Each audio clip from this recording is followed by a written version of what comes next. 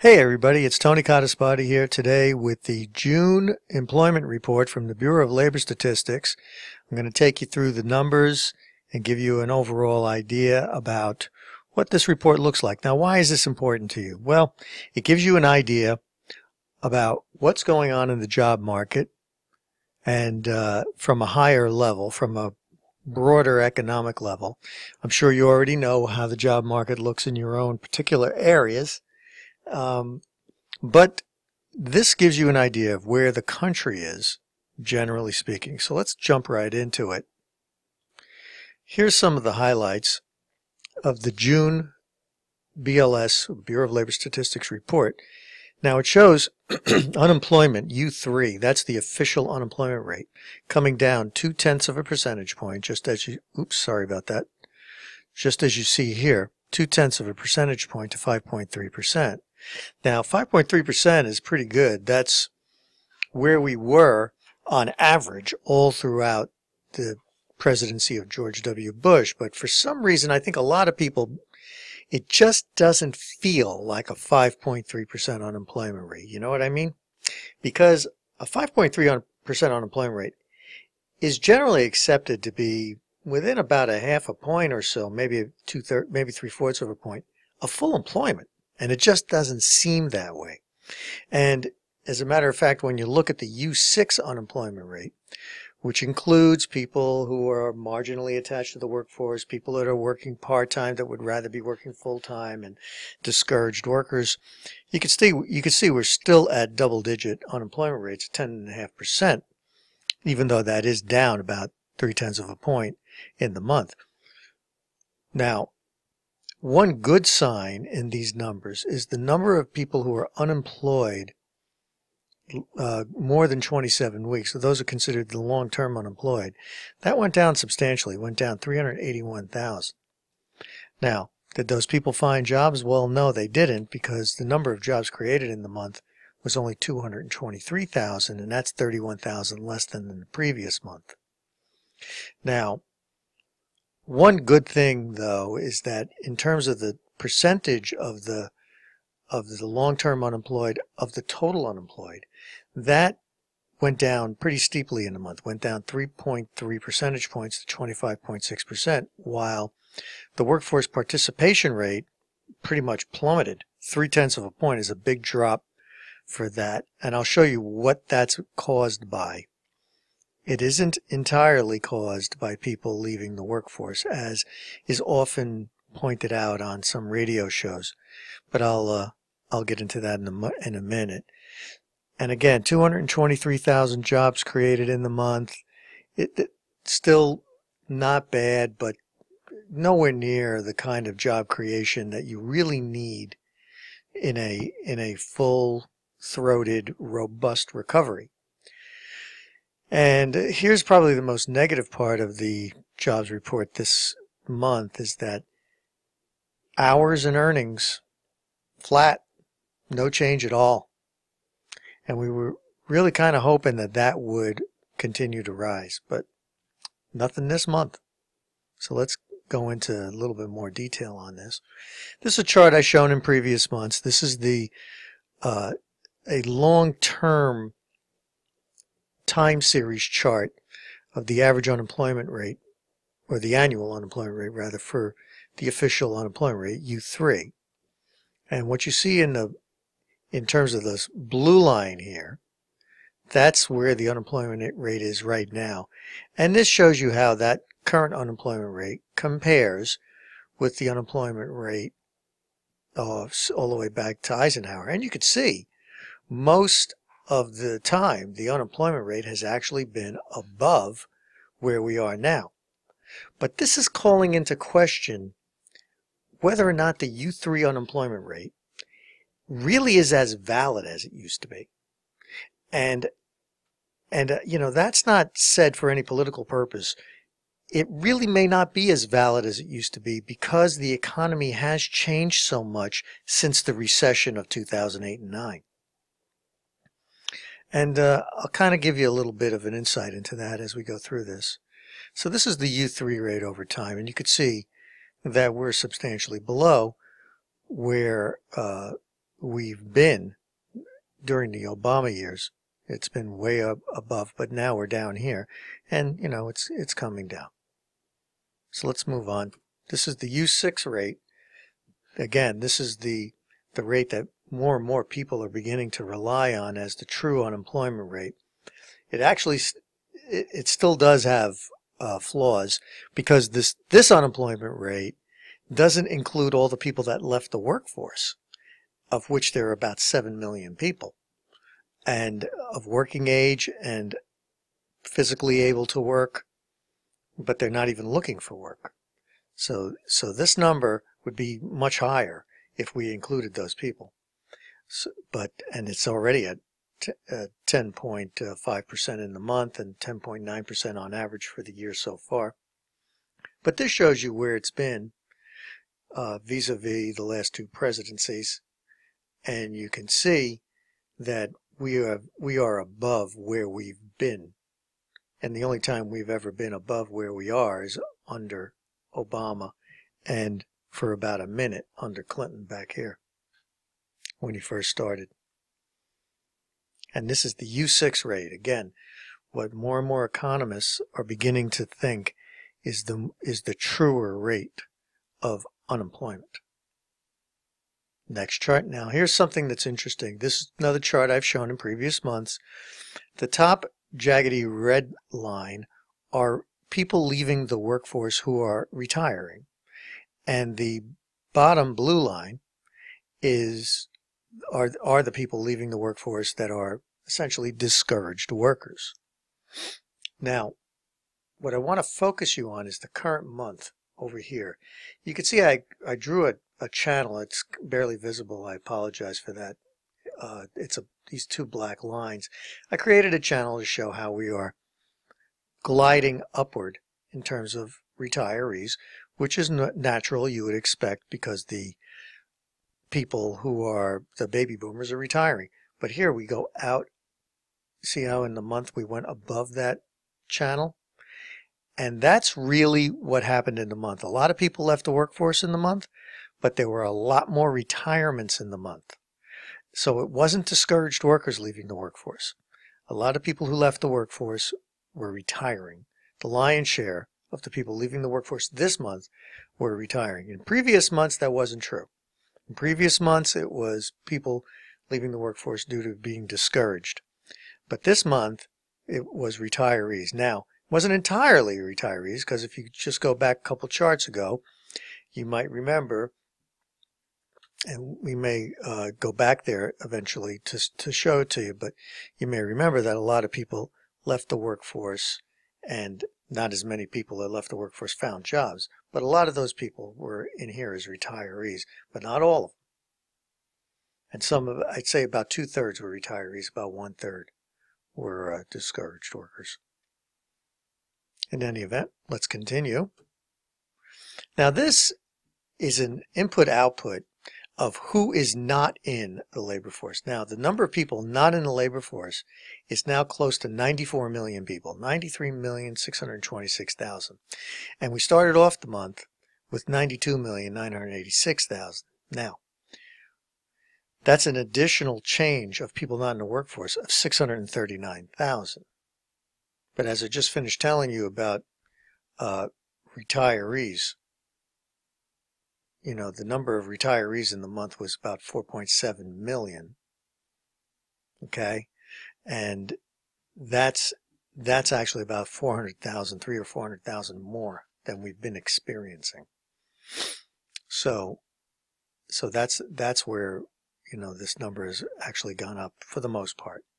So the way this chart works is that you start out with the number of people not in the labor force, and then there are people who are leaving the labor force to go into this category we call not in labor force. Some of them are employed. They started employed in the month of June, but during the month of June they either became disabled or they retired. That's your 4.7 million here. Or they could have been so discouraged by not being able to find work, they quit looking. And in other words, they were previously listed as unemployed. Now they're not in the labor force at all. That's another 2 million. then the Bureau of Labor Statistics just puts in this marginal amount. It's really kind of a plug number. They don't really describe it. So the number of people actually leaving the labor force in the month was 7.2 million people. But it wasn't just people leaving the workforce, there were people re-entering the workforce. And that's what we have down here. We have the number of people that left the workforce that found jobs. That was 4.3 million. Generally, what we do is we offset this number to this number, so you get to see about, the net of those two. But I like to lay these out more logically here, and then so you could see exactly how the workforce dynamics operates. So we also had people that were encouraged to find work. They didn't find work during the month, but they began looking again. Those are formerly discouraged workers who are now trying to find a job, and that was another 2 million.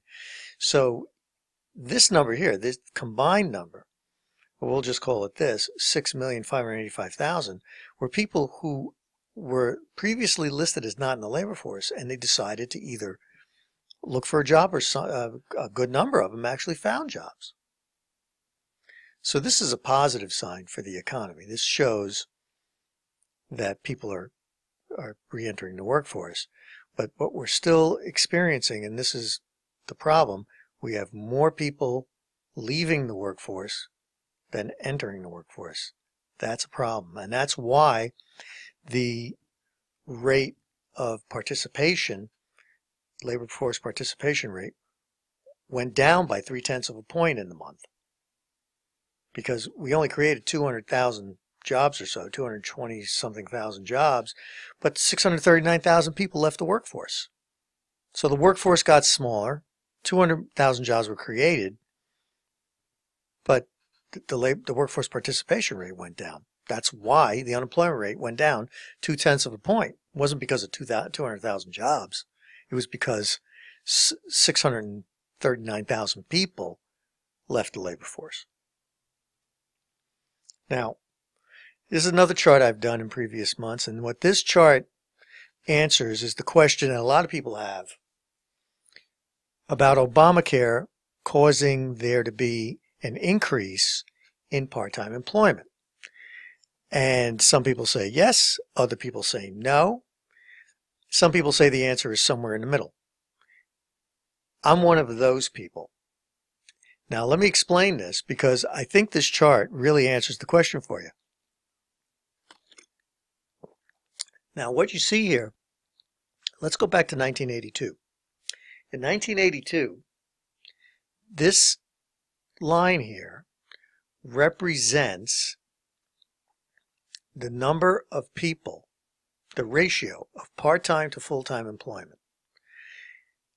Now, the reason why we have to use a ratio and not actual numbers is because the size of the country. I mean, in 1982, we had almost 100 million fewer people in the United States. So you can't, and I think the workforce was 75 million people less. So you really have to use ratios. So back in 1982, at the peak of the recession, we had approximately 20% of part-time to full-time employment. And look how rapidly, as the economy recovered, that went down. And then it kind of leveled off but trailed downward. That is the recovery from the 1982 recession. Now, look at the 2009 recession. See, we had a similar increase. We got to about the same level in terms of a ratio of part-time to full-time. But look how much more slowly and elongated and protracted this decline of the ratio of part-time employment is coming down. So what I think you can say fairly is that the ratio of part-time to full-time employment went up as it normally would in a recession, and it peaked. But right at the point that it peaked is when Obamacare passed. That's why I pointed out here when Obamacare passed into law. So once Obamacare passed into law, and then the employers had that incentive to keep people on or reduce their hours from full-time to what the government recognizes as part-time, you saw the fact that part-time employment wasn't replaced by full-time employment anywhere near as rapidly as it was back in '82. And that, I believe, can only be attributed to Obamacare. So is it true that Obamacare is resulting in more part-time employment as opposed to full-time employment? Not in the sense that it's usually meant on news broadcasts. I think what it's doing is it's preventing employers from expanding their full-time workforce, which I guess is maybe saying pretty much the same thing, but it's really, there is a nuance there. So you can see even in the current month, which is this little blip down here, it kind of peaked, kind of jetted up there a little bit. It's still within the range. So you're not seeing this trend of higher amounts of part-time employment. The trend is downward because the economy is, albeit very slowly, is recovering, and also the recovery. So it's almost becomes one of those which came first, chicken or the egg thing. But in terms of what's the cause of this, is it the slow economic recovery, or is the economy recovering slowly because of Obamacare? I think it's a very much, you can say it's the law, in my own opinion. And the reason I say that is because the law does address part-time and full-time employment specifically. It's included in the law. So it does create a perverse incentive on the part of employers to keep employment as low as possible in terms of work hours. Anyway, that's where we are, and I'll go to the next one. This one here is the number of long-term unemployed people who are unemployed over 27 weeks as a percentage of the total unemployed. So you could see from the time that President Reagan, down here, 16% of the long-term unemployed, 16% of the unemployed were long-term unemployed. And for Bush, it was the first President Bush, it was 13%, and for Clinton, it was 16%. So you could say between 13 and 16 for these three presidencies. And then when President Bush came into office, he didn't get the effect of the recession the way Obama did, but so he didn't average much higher. He was only like 2 percentage points higher than President Reagan. But then when President Obama came in, this number more than doubled. Now, you got to be fair. It wasn't all Obama's fault because he just inherited the recession. So he came in and right away everything was going up like this, like a rocket. And then it peaked out, and it has been coming down. But even now, this is where it is today, even now it's still higher than the highest point under Reagan. So we're way, way out of whack because this is a recession level high. And Obama now is not even down to Reagan's recession level high, and that's the 30-year high. So there's a lot more work to do in getting the long-term unemployed jobs. We didn't have a big drop in it this month, as you saw in earlier charts, but we got a ways to go.